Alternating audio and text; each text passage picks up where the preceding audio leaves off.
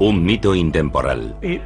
Fue el acontecimiento religioso más importante de la religión mesopotámica durante los siguientes 3000 años.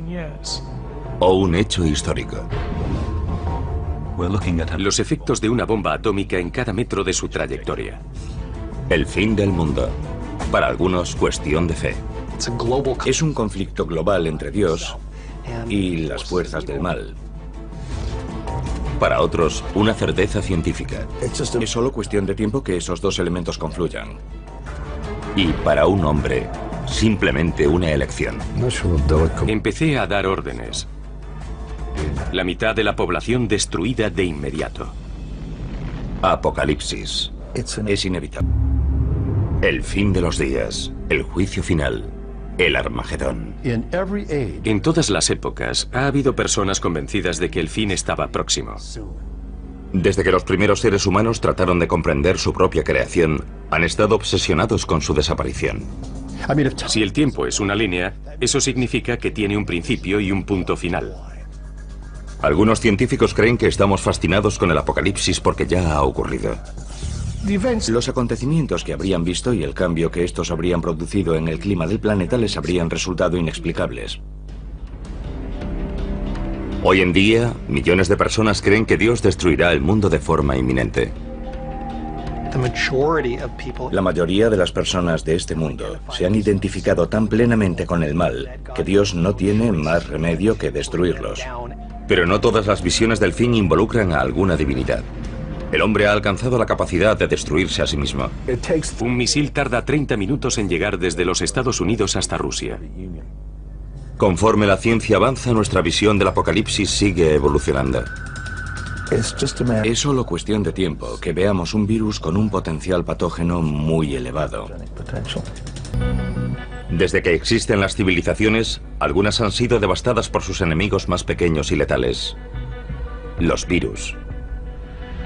La peste de Justiniano doblegó al Imperio Bizantino en 541, matando hasta 10.000 personas al día en Constantinopla. Siglos más tarde, unas bacterias que pasaron de una rata a los humanos cambiaron el curso de la historia de Europa a mediados del siglo XIV. La peste negra acabó con 75 millones de personas, un tercio de la población mundial.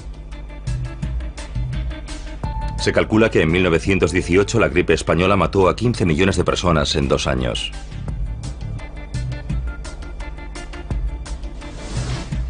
Han fallecido más personas por causa de los virus que por la suma de todas las guerras y los desastres naturales. Sin embargo, olvidamos constantemente el pasado, como si no quisiésemos afrontar la posibilidad de una pesadilla futura. Un apocalipsis vírico capaz de provocar la extinción de la humanidad.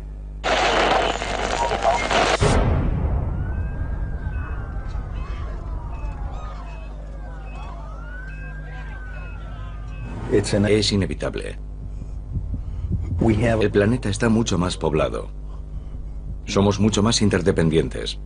Nos trasladamos continuamente y los virus pueden propagarse del mismo modo y aprovechar la oportunidad de recombinarse con otros virus. C.J. Peters, ex jefe del Departamento de Patógenos Especiales del Centro de Control de Enfermedades, luchó por todo el mundo durante más de 3 décadas contra los llamados virus emergentes. En la actualidad trabaja para impedir que escapen a nuestro control nuevas enfermedades no identificadas. Cada vez tenemos más contacto con el mundo natural que nos rodea, especialmente con monos, que son cazados en la selva y consumidos como alimento. Esos primates contienen virus que están intentando continuamente entrar en nosotros, por así decirlo. En 2003, Peters colaboró en gran medida a evitar en Taiwán una catástrofe causada por el virus del SARS, síndrome respiratorio agudo severo. Algunos virus se contagian entrando en contacto con la sangre o los fluidos corporales de un paciente infectado. Pero con el virus del SARS basta con una tos. Fue una situación extremadamente peligrosa, un virus capaz de propagarse por todo el mundo. La tasa de mortalidad de la variante del virus del SARS de 2003 fue solo del 10%, pero se propagó rápidamente. El paciente que dio origen a la epidemia fue un médico que cayó enfermo en China y que viajó a Hong Kong en busca de tratamiento y se registró en un hotel. Otros huéspedes de ese hotel propagaron el virus por todo el mundo. Vietnam, Singapur, Alemania, los Estados Unidos, Irlanda y sobre todo Canadá. El virus se propagó partiendo de una única persona en ese hotel literalmente por todo el mundo. 8.000 infecciones más tarde, la Organización Mundial de la Salud formuló una serie de recomendaciones para los viajes. Por suerte, la propagación de la enfermedad fue detenida antes de alcanzar proporciones planetarias. Millones de personas tuvieron que usar mascarillas y ser puestas en cuarentena. Pero hay innumerables virus letales que mutan constantemente, buscando nuevas combinaciones para penetrar en los seres humanos y propagarse más rápido. Uno de ellos es el virus del ébola. Tiene una tasa de mortalidad muy elevada, del 50 al 90%, dependiendo de su virulencia. Y el virus del ébola circula por la naturaleza, principalmente en los murciélagos. Rara vez se propaga a otras especies, como la humana. Cuando lo hace, los resultados son devastadores. En 1976, un maestro de escuela de Yambuco, en el Zaire, la actual República Democrática del Congo, regresó de un viaje por las zonas rurales con mucha fiebre. Le diagnosticaron malaria y recibió tratamiento. Comenzó a vomitar sin control y después a sangrar por la nariz, la boca y el ano. Finalmente comenzó a sangrar por los ojos y la piel conforme sus órganos comenzaban a licuarse. 14 días después había fallecido. En pocos días, 318 personas de su entorno manifestaron los mismos síntomas. 280 de ellas fallecieron poco tiempo después.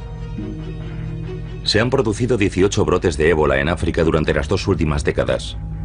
La más reciente en Uganda, en diciembre de 2007. Si bien cada brote de ébola aporta una mutación ligeramente diferente, el virus aún no ha aprendido a transmitirse por el aire.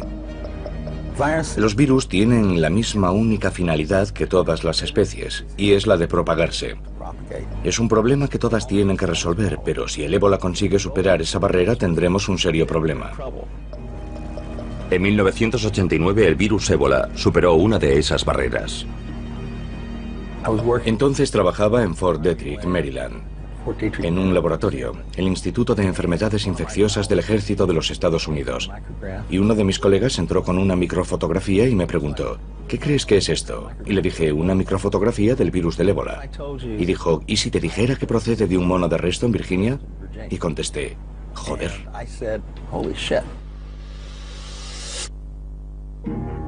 En 1989, el virus más mortífero del mundo, el ébola, apareció en el continente americano, en Reston, Virginia. Cuando nos enfrentamos a una enfermedad para la cual no tenemos tratamiento ni vacuna, debemos tomar medidas extremas. El virus se estaba propagando desde un centro de cuarentena de monos. Organizamos un grupo de personas del laboratorio que tenían experiencia en el trabajo con virus de riesgo de nivel 4. Al principio se propagaba de la misma manera que las cepas humanas del virus del ébola se propagan en África. Intentamos por todos los medios analizar la propagación de sala en sala. Estaban reutilizando agujas y jeringuillas de un mono a otro. Interrumpimos esa práctica en la instalación y siguió extendiéndose. Era evidente que lo que estábamos haciendo para evitar su avance no estaba funcionando. La única explicación posible era que el virus se estuviese propagando a través de los conductos de ventilación. Se propagaba por el aire como la gripe. Cundió el pánico. Las autoridades estatales y locales cooperaron con la División del Ejército y del Centro de Control de Enfermedades para poner en marcha una contención absoluta. No hubo infecciones en seres humanos, pero si un virus del ébola que se propagase por el aire hubiese salido de aquellas instalaciones, las consecuencias hubiesen sido inimaginables. Temíamos que aquel virus pudiese ser infeccioso no solo para los monos, sino también para los humanos. Entonces no teníamos forma de saber lo peligroso que era. De modo que suministramos a todos los monos un anestésico y los incineramos. No había otra opción. Fue triste, pero tuvieron que morir 500 monos para contener aquel virus. El brote parecía haber terminado. Como precaución, todos los empleados del laboratorio fueron examinados en busca de infecciones. Después de limpiar todo el lugar, resultó que algunos de los cuidadores mostraban indicios de infección del virus, pero no enfermaron. Se trataba de una cepa poco frecuente del virus del ébola que parecía poco virulenta para los seres humanos, pero muy virulenta para los monos. El ébola había encontrado la forma de propagarse por el aire e incluso infectar a las personas, pero por alguna razón había perdido la capacidad de hacer que enfermasen, algo que ya había logrado antes. ¿Cuándo podría tardar un virus como el ébola en añadir un arma más a su arsenal y alcanzar la capacidad de desencadenar un apocalipsis vírico a escala planetaria? Si analizamos los brotes de nuevas versiones de enfermedades ya conocidas y de enfermedades nuevas, vemos que sin duda han aumentado en los últimos 50 años. Personalmente, creo que seguirán aumentando y que también su porcentaje seguirá aumentando. Los factores que causan esos brotes están creciendo y lo están haciendo de forma exponencial. Todos. El transporte aéreo, el transporte marítimo, el tiempo. Todos los factores están creciendo de forma exponencial y eso aumenta las probabilidades de que surjan nuevas enfermedades. No sabemos el número de virus diferentes que hay en el mundo. Sabemos que hemos contado e identificado unos 2000 aproximadamente. Ese es el número de virus que conocemos. Y millones y millones y millones de copias de cada uno en cada uno de ellos se están reproduciendo y dando lugar a mutaciones, minuto a minuto.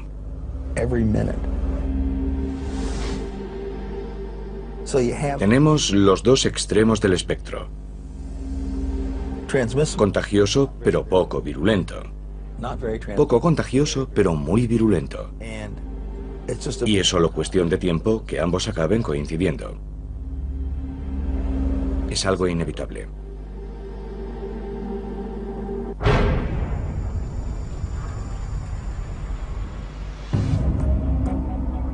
Quizá la versión más aceptada del apocalipsis sea la de una destrucción causada por Dios.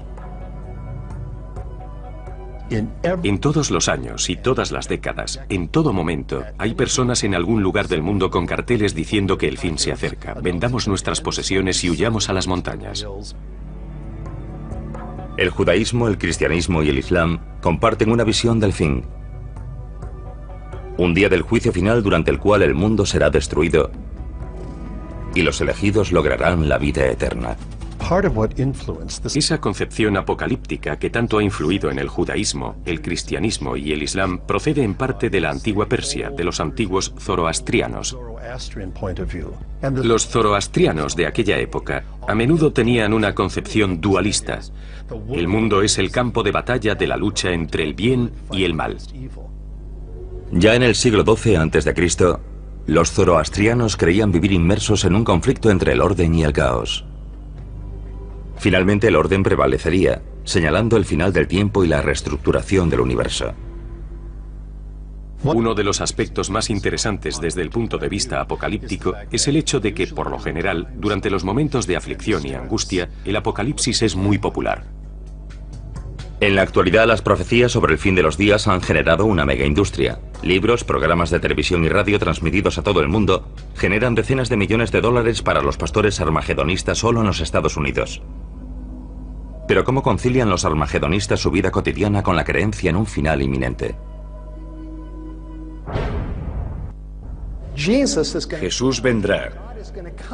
Dios vendrá y destruirá el mal en todo el mundo.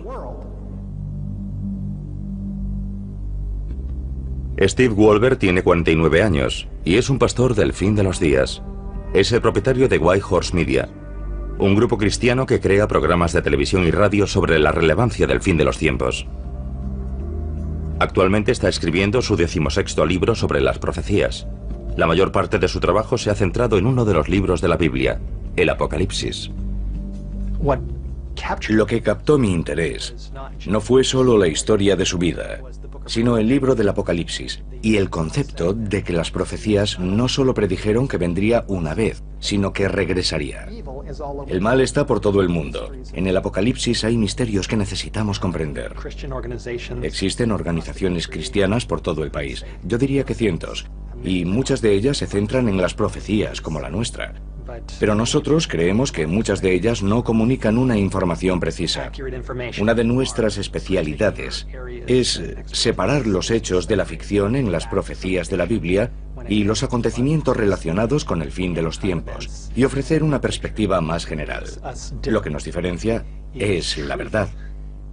Envíenos sus preguntas. Hoy hablaremos del Armagedón, del libro del Apocalipsis. Steve no llegó a la devoción religiosa por el camino más directo.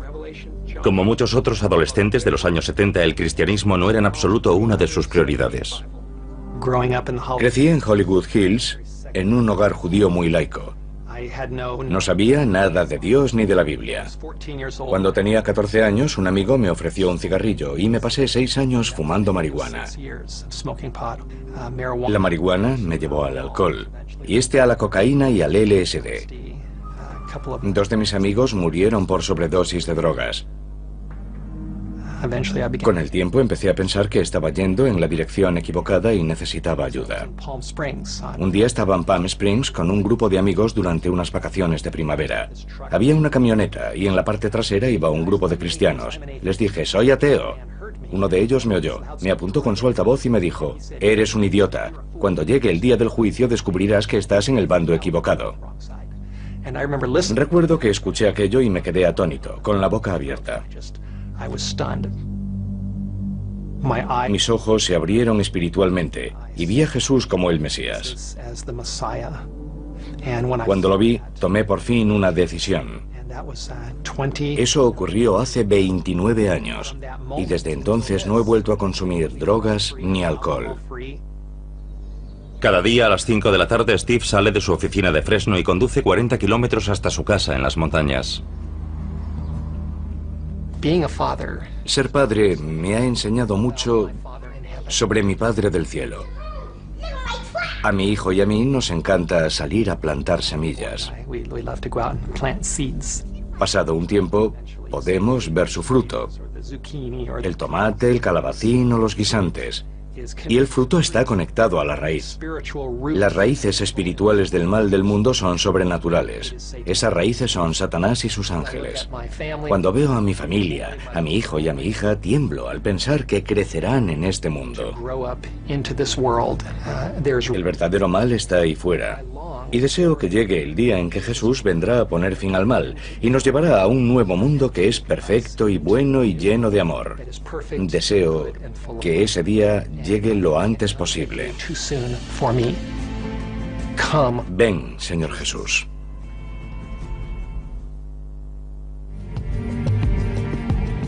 Steve Wolber lleva casi 30 años interpretando la Biblia como una receta para el fin del mundo. Y no podría estar más entusiasmado al respecto. Steve se reúne periódicamente con otros pastores del fin de los tiempos en una mesa redonda para poner de manifiesto que las profecías bíblicas sobre el fin del mundo están ocurriendo ahora mismo. Sabemos por Lucas 21 que Jesús predijo que habría indicios, que se producirían grandes acontecimientos no solo en la tierra, sino en el mundo que nos rodea, que nos están diciendo que el gran día está próximo. Mateo 24 nos ofrece una verdadera lista. El versículo 6 nos dice, y oiréis de guerras y rumores de guerras, y habrá pestes y hambrunas y terremotos en diferentes lugares. Ya lo estamos viendo. Ha habido un terremoto en China. Creo que han quedado 80.000 personas bajo los escombros. Hay quien dirá que ya hemos sufrido terremotos y guerras antes, pero creo que en estos tiempos los estamos viendo con más frecuencia. En todo el mundo se están produciendo simultáneamente una sucesión de desastres cada vez mayores. Centrémonos en Lucas 25, en el rugido del mar y las olas.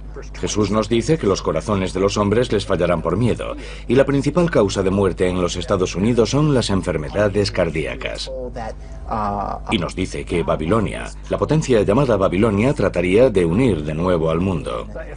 Si alguien ha hecho 10 predicciones y 9 de ellas se han cumplido, sería un buen indicador de que la 10ª también está en camino. Y en Lucas 21 Jesús dice, cuando veáis ocurrir todas estas cosas, sabed que está cerca, incluso a las puertas. Ya casi es el momento. Tras décadas de investigación, Steve Wolber cree saber la gran verdad sobre cómo se desarrollará el fin de los tiempos. Se trata de un conflicto global entre Dios y las fuerzas del mal. En algún momento se producirá algún tipo de crisis global. Cuando todos hayan escogido entre Dios y el diablo, se cerrará una puerta en el cielo.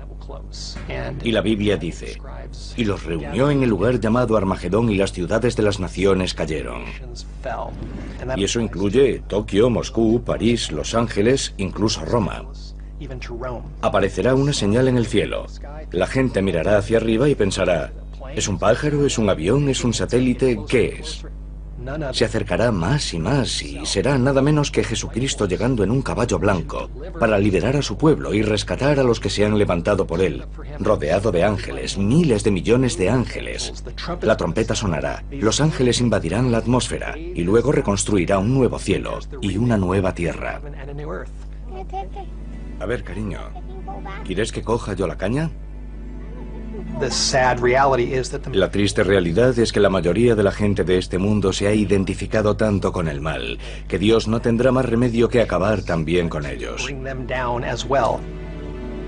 A pesar del sombrío futuro, Steve ha logrado equilibrar su vida laboral y familiar. No puedo aislarlos totalmente. Quiero prepararlos, quiero darles formación. No soy de los que huyen de la realidad. El último día Dios no nos juzgará según nuestra religión. Dios juzgará al mundo según unas normas básicas, el bien y el mal. Esto es lo que me ha enseñado lo que está bien y lo que está mal. Mi hijo es consciente de que cuando llegue Jesús, todo el mundo arderá y creará un mundo nuevo. Y yo le digo que será genial y que estamos deseando verlo. Esa es la buena noticia. No temo el Armagedón. Rezo al Señor. Si eso es lo que hace falta para poner fin al mal, adelante. Estoy listo.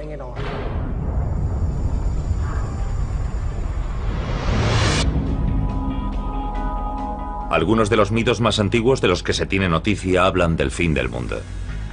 La literatura apocalíptica ha sido utilizada en todas las épocas por diversos tipos de creyentes en todo tipo de formas. Se ha utilizado como una especie de garrote para asustar a la gente. El diluvio de Noé, la destrucción del templo de Salomón, la caída de las murallas de Jericó. Hay innumerables ejemplos de la ira de Dios castigando a los impíos.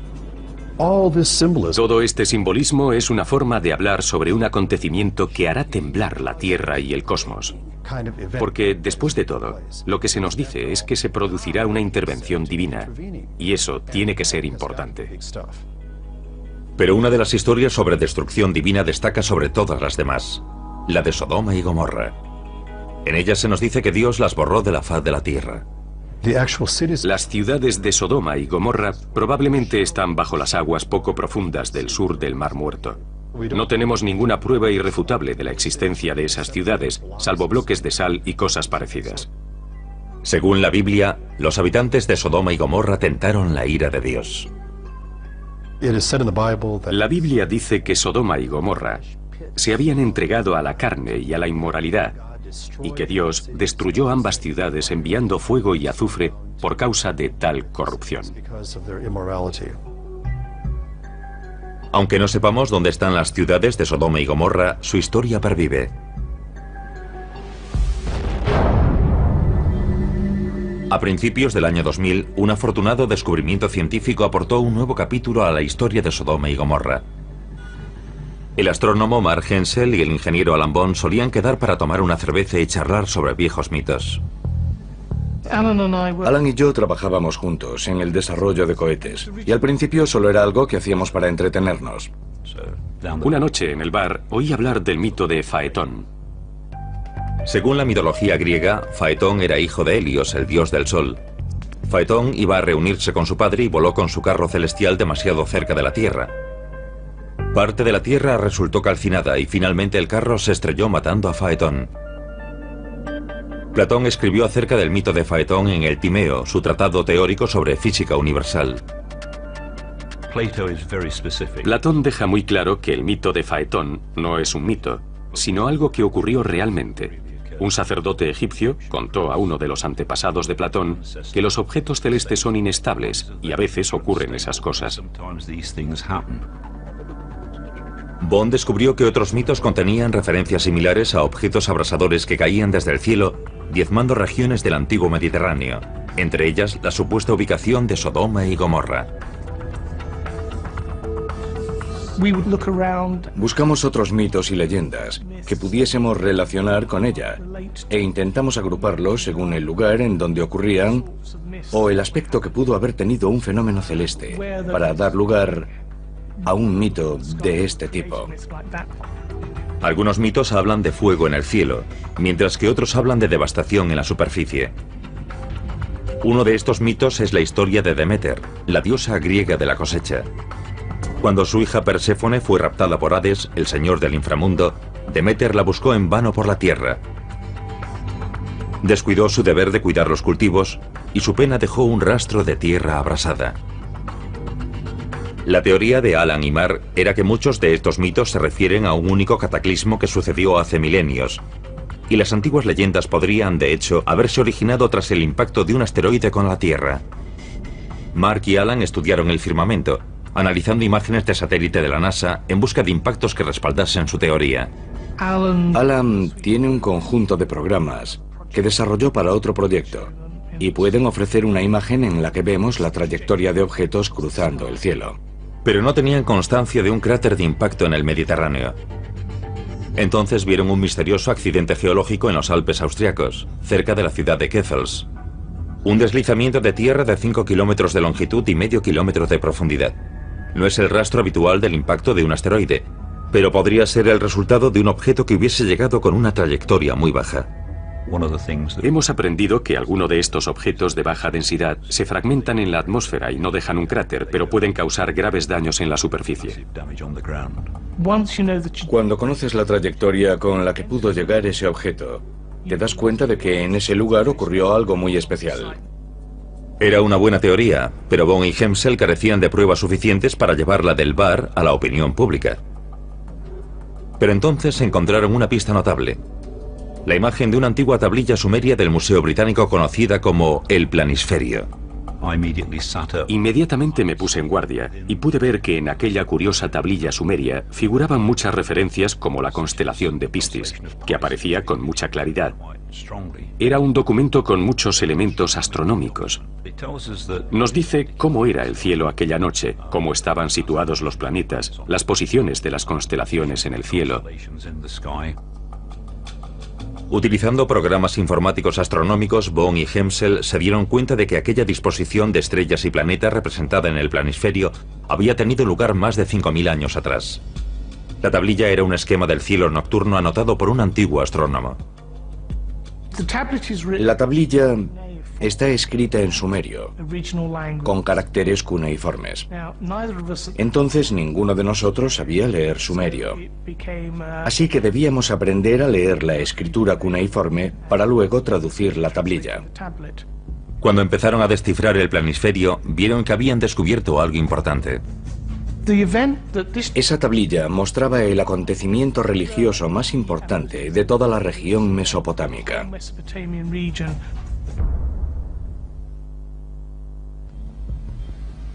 Dos científicos británicos seguían el rastro de un antiguo impacto de asteroide que había devastado el Oriente Próximo y que podía ser la fuente de decenas de leyendas apocalípticas, entre ellas la destrucción de Sodoma y Gomorra.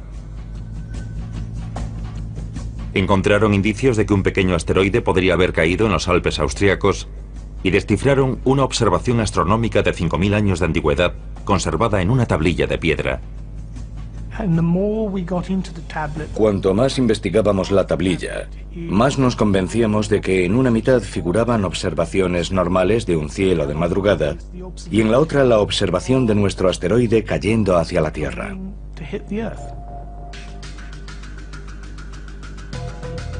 El objeto fue visto durante unos 4 minutos y medio. Se parece a la Luna, pero su tamaño es una décima parte. Y cruza el cielo con la misma velocidad aparente que un avión.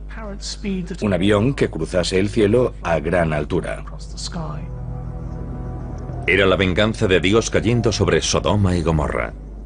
Un asteroide con un diámetro de más de 1 kilómetro acercándose a la Tierra a 14 kilómetros por segundo. Creamos un programa informático que da una imagen de este objeto cruzando el cielo. Conocemos la fecha y la hora con un margen de 10 minutos, porque se trata de una observación muy precisa. Sucedió a las 4:23 de la madrugada del 29 de junio del año 3123 a.C.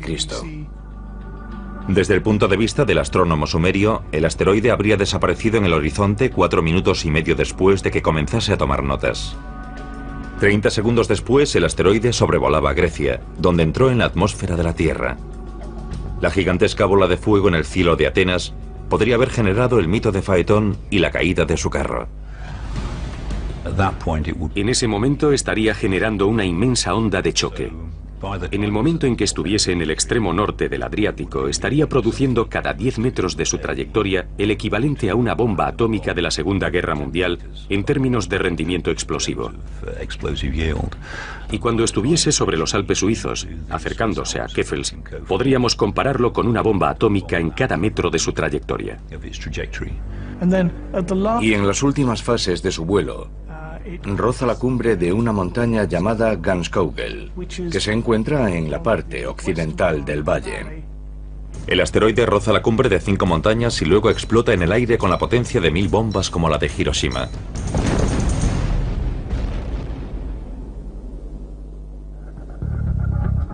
El valle que rodea Keffels sufre un gigantesco desplazamiento de tierra. Pero los efectos más devastadores aún están por llegar. El fenómeno más llamativo que se produciría tras la explosión sería una gran columna de humo. Gran parte del material que formaba el objeto, tal vez incluso alguno que formaba parte del suelo, caería por la columna de humo. Según cálculos aproximados, la columna de humo ascendería unos 900 kilómetros hacia el espacio y no caería en forma de polvo inofensivo al entrar de nuevo en la atmósfera. Produciría un enorme aumento de calor en la superficie, quizá en unos 2000 kilómetros cuadrados o incluso más.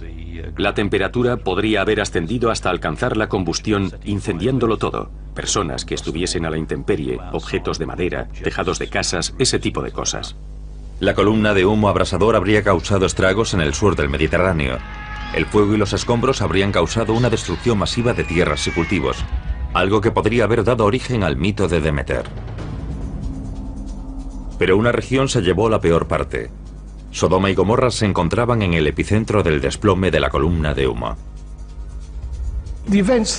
Los acontecimientos que habrían presenciado y el cambio que habría sufrido el clima del planeta les habrían resultado inexplicables. Según parece, sin duda en el mundo griego y el mesopotámico, y posiblemente en el mundo egipcio, la gente modificó esencialmente su religión y su dios principal. Surgieron mitos. Los antiguos dioses murieron y otros nuevos ocuparon su lugar. Los supervivientes habrían buscado una razón por la cual Dios habría hecho llover fuego sobre ellos. Algunos habrían culpado a sí mismos y habrían cuestionado su moralidad.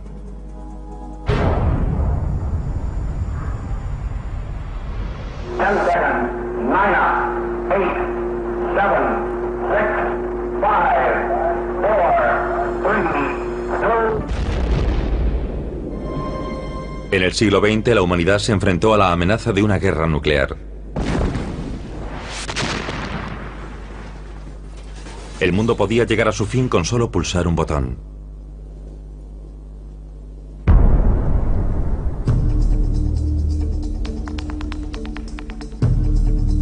Las mentes que crearon el arma definitiva creían que sería la clave para lograr la paz en la Tierra.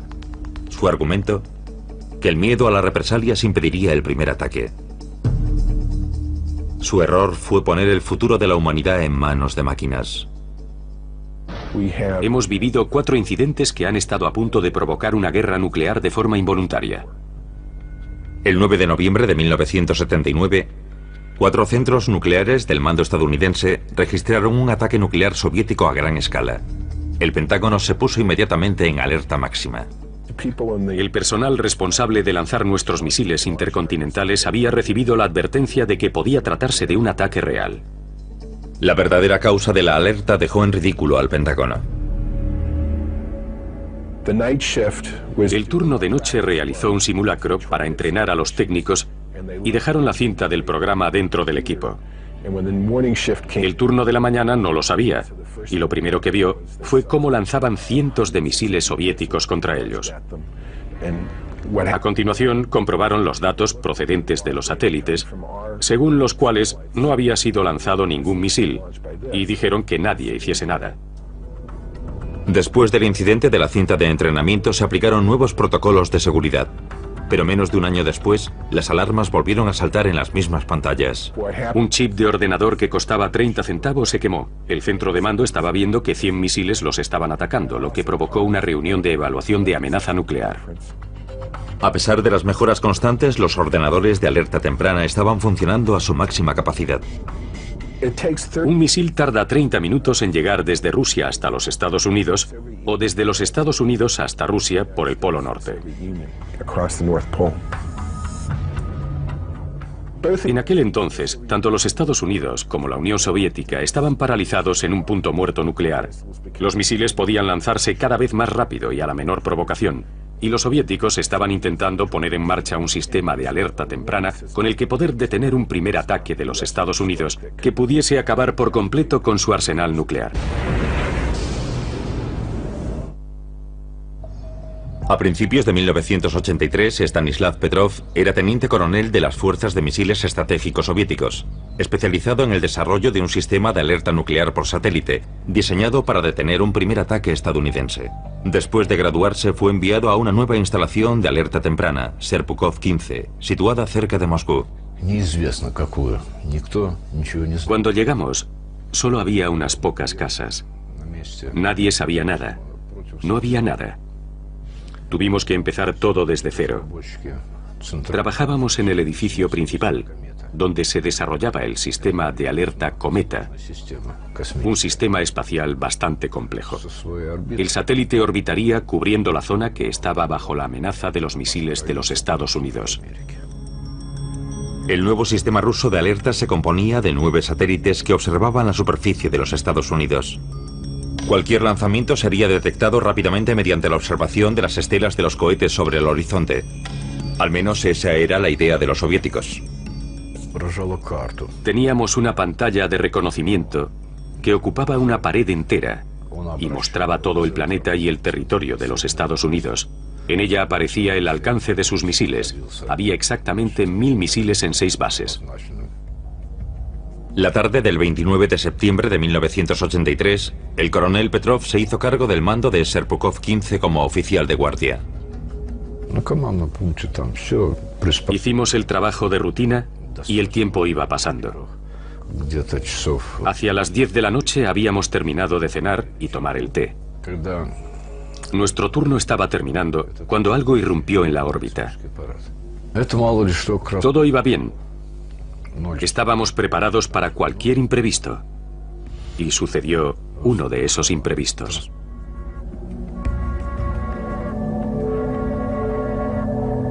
El coronel Petrov recibió una señal que confirmaba un ataque nuclear estadounidense. Había un gran aviso en letras enormes, como un estandarte de guerra, a la altura de mis ojos. Inicio. La sirena aulló.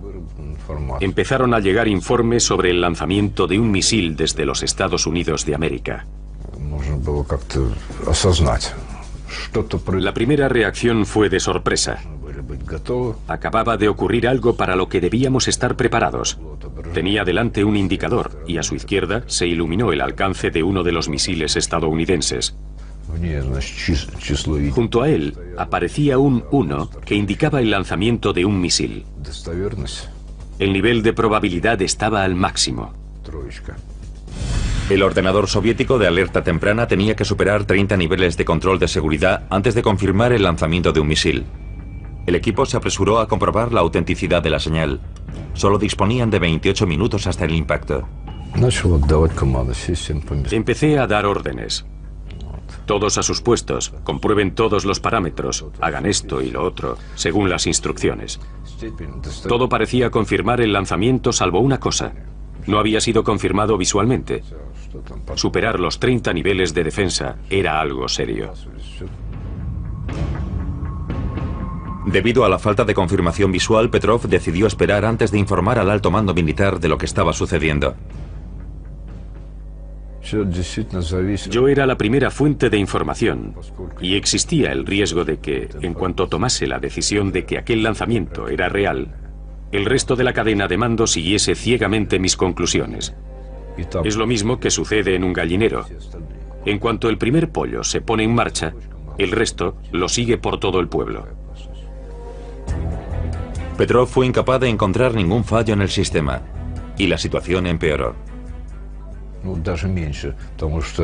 Saltó otra alarma. El sistema indicó otro misil.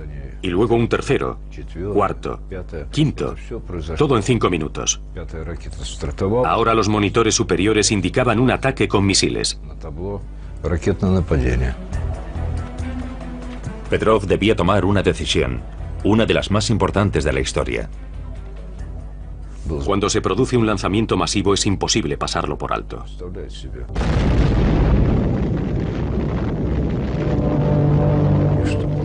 La mitad de la población es destruida de inmediato. Habían pasado ya 12 minutos. Si Petrov hubiese informado entonces al alto mando, este solo habría dispuesto de unos minutos para aconsejar al secretario general Yuri Andropov si debía lanzar un contraataque. Tuve que tomar una decisión. Decidí que era una falsa alarma. Finalmente decidí que sería menos perjudicial clasificar los cohetes detectados como falsas alarmas.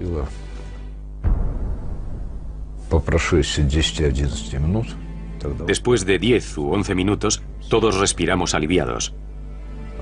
Las estaciones de radar sobre el horizonte no encontraron nada, y la decisión que había tomado fue confirmada. Había sido una detección falsa. La detección falsa había sido causada por una alineación poco frecuente de luz solar que la Tierra había reflejado en las lentes del satélite. El incidente avergonzó al mando militar del ejército soviético. Petrov se convirtió en el chivo expiatorio y fue jubilado anticipadamente. En enero de 2006, Petrov fue homenajeado en una ceremonia celebrada en la sede de las Naciones Unidas. La prensa occidental lo consideró el hombre que salvó el mundo. Otra de las razones por las que el fin del mundo despierta tanta fascinación en la actualidad es el hecho de que cada vez somos más conscientes de todas nuestras interesantes y en ocasiones diabólicas posibilidades para acabar con nosotros mismos. Todos sabemos algo sobre armas de destrucción masiva, sobre la guerra nuclear, sobre enfermedades terribles que pueden diezmar una población. Hoy sabemos más acerca de todo ello de lo que jamás supimos en el pasado. Al margen de cualquier convicción religiosa, sabemos que existen formas de destruirnos a nosotros mismos.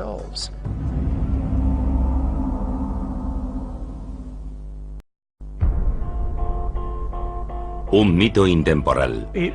Fue el acontecimiento religioso más importante de la religión mesopotámica durante los siguientes 3000 años. O un hecho histórico.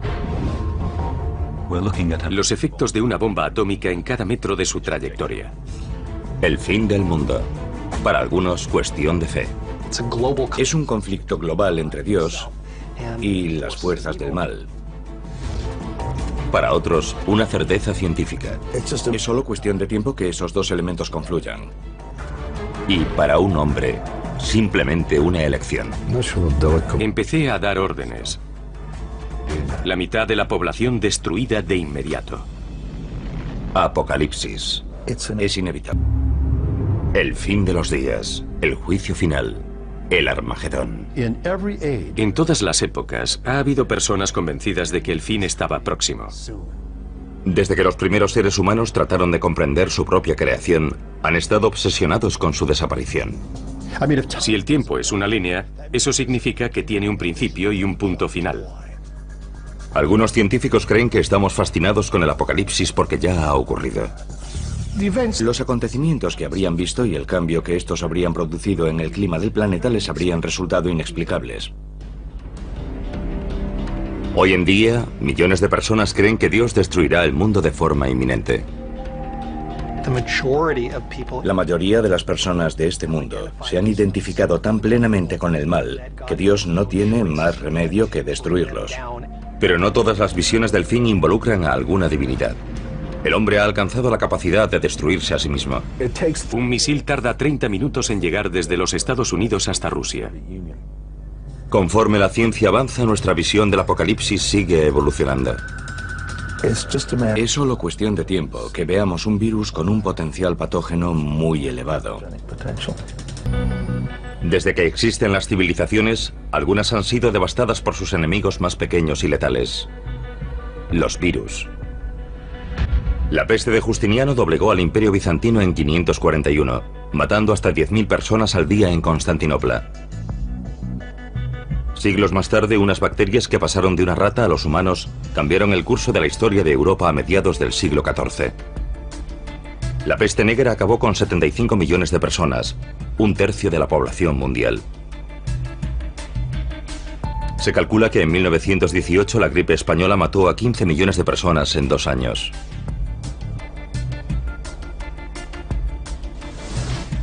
Han fallecido más personas por causa de los virus que por la suma de poner en marcha una contención absoluta. No hubo infecciones en seres humanos, pero si un virus del ébola que se propagase por el aire hubiese salido de aquellas instalaciones, las consecuencias hubiesen sido inimaginables. Temíamos que aquel virus pudiese ser infeccioso no solo para los monos, sino también para los humanos. Entonces no teníamos forma de saber lo peligroso que era.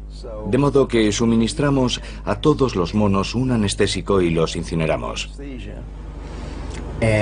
No había otra opción. Fue triste, pero tuvieron que morir 500 monos para contener aquel virus. El brote parecía haber terminado. Como precaución, todos los empleados del laboratorio fueron examinados en busca de infecciones. Después de limpiar todo el lugar, resultó que algunos de los cuidadores mostraban indicios de infección del virus, pero no enfermaron. Se trataba de una cepa poco frecuente del virus del ébola que parecía poco virulenta para los seres humanos, pero muy virulenta para los monos. El ébola había encontrado la forma de propagarse por el aire e incluso infectar a las personas, pero por alguna razón había perdido la capacidad de hacer que enfermasen, algo que ya había logrado antes. ¿Cuándo podría tardar un virus como el ébola en añadir un arma más a su arsenal y alcanzar la capacidad de desencadenar un apocalipsis vírico a escala planetaria? Si analizamos los brotes de nuevas versiones de enfermedades ya conocidas y de enfermedades nuevas, vemos que sin duda han aumentado en los últimos 50 años. Personalmente, creo que seguirán aumentando y que también su porcentaje seguirá aumentando. Los factores que causan esos brotes están creciendo y lo están haciendo de forma exponencial. Todos. El transporte aéreo, el transporte marítimo, el tiempo. Todos los factores están creciendo de forma exponencial y eso aumenta las probabilidades de que surjan nuevas enfermedades. No sabemos el número de virus diferentes que hay en el mundo. Sabemos que hemos contado e identificado unos 2000 aproximadamente. Ese es el número de virus que conocemos. Y millones y millones y millones de copias de cada uno en cada uno de ellos se están reproduciendo y dando lugar a mutaciones, minuto a minuto.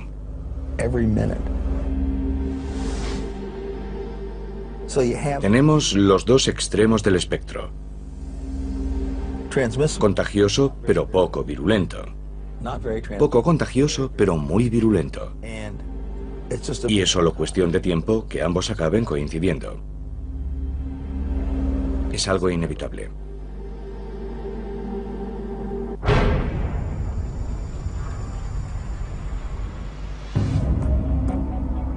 Quizá la versión más aceptada del apocalipsis sea la de una destrucción causada por Dios. En todos los años y todas las décadas, en todo momento, hay personas en algún lugar del mundo con carteles diciendo que el fin se acerca. Vendamos nuestras posesiones y huyamos a las montañas. El judaísmo, el cristianismo y el islam comparten una visión del fin. Un día del juicio final durante el cual el mundo será destruido y los elegidos lograrán la vida eterna. Esa concepción apocalíptica que tanto ha influido en el judaísmo, el cristianismo y el islam procede en parte de la antigua Persia, de los antiguos zoroastrianos. Los zoroastrianos de aquella época a menudo tenían una concepción dualista. El mundo es el campo de batalla de la lucha entre el bien y el mal. Ya en el siglo XII a.C., los zoroastrianos creían vivir inmersos en un conflicto entre el orden y el caos. Finalmente el orden prevalecería, señalando el final del tiempo y la reestructuración del universo. Uno de los aspectos más interesantes desde el punto de vista apocalíptico es el hecho de que, por lo general, durante los momentos de aflicción y angustia, el apocalipsis es muy popular.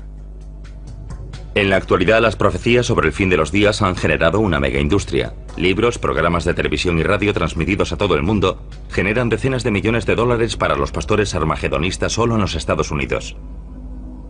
Pero ¿cómo concilian los armagedonistas su vida cotidiana con la creencia en un final inminente? Jesús vendrá, Dios vendrá y destruirá el mal en todo el mundo. Steve Wolber tiene 49 años y es un pastor del fin de los días. Es el propietario de White Horse Media, un grupo cristiano que crea programas de televisión y radio sobre la relevancia del fin de los tiempos. Actualmente está escribiendo su 16º libro sobre las profecías. La mayor parte de su trabajo se ha centrado en uno de los libros de la Biblia, el Apocalipsis. Lo que captó mi interés no fue solo la historia de su vida, sino el libro del Apocalipsis y el concepto de que las profecías no solo predijeron que vendría una vez, sino que regresaría. El mal está por todo el mundo. En el Apocalipsis hay misterios que necesitamos comprender. Existen organizaciones. Todas las guerras y los desastres naturales. Sin embargo, olvidamos constantemente el pasado, como si no quisiésemos afrontar la posibilidad de una pesadilla futura. Un apocalipsis vírico capaz de provocar la extinción de la humanidad.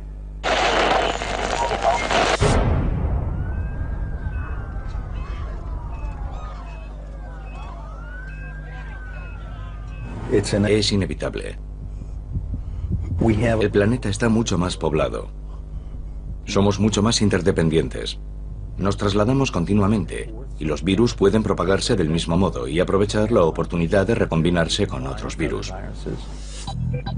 C.J. Peters, ex jefe del Departamento de Patógenos Especiales del Centro de Control de Enfermedades, luchó por todo el mundo durante más de 3 décadas contra los llamados virus emergentes.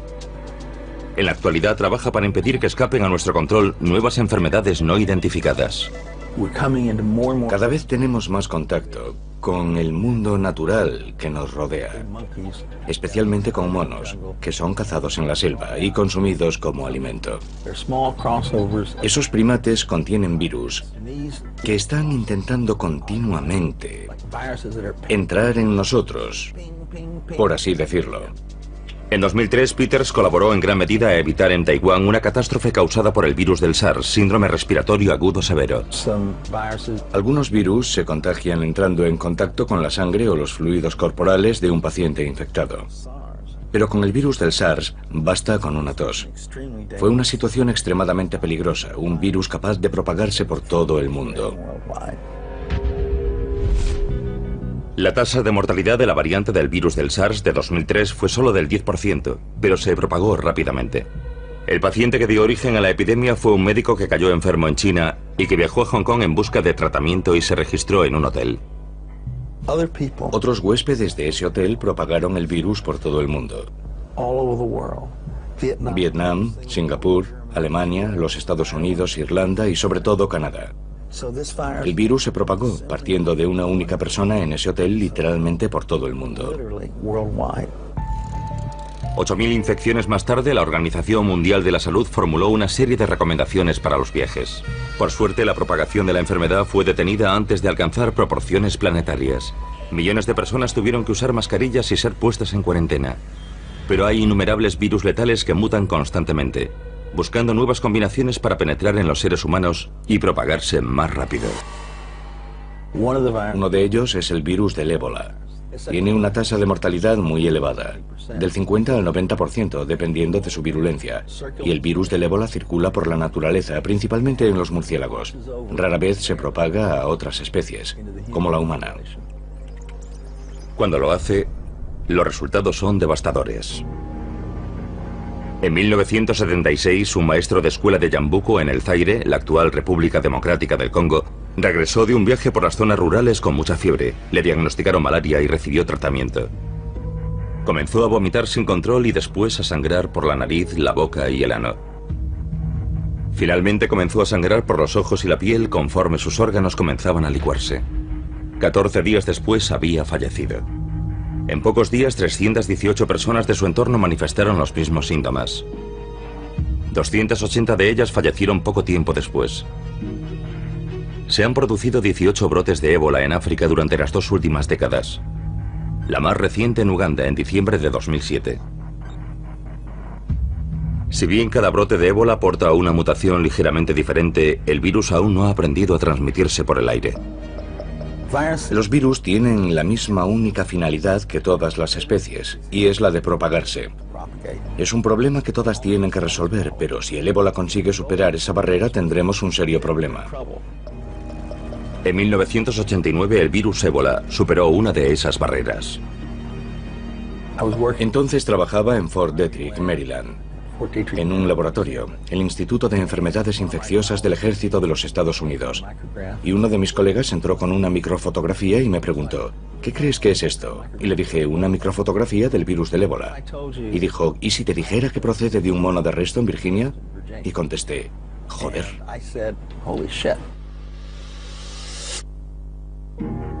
En 1989 el virus más mortífero del mundo, el ébola, apareció en el continente americano, en Reston, Virginia.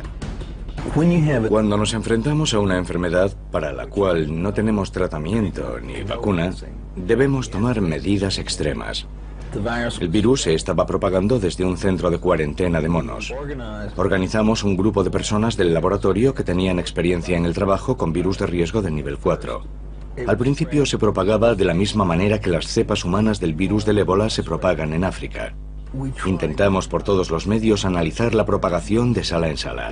Estaban reutilizando agujas y jeringuillas de un mono a otro. Interrumpimos esa práctica en la instalación y siguió extendiéndose. Era evidente que lo que estábamos haciendo para evitar su avance no estaba funcionando. La única explicación posible era que el virus se estuviese propagando a través de los conductos de ventilación. Se propagaba por el aire como la gripe. Cundió el pánico.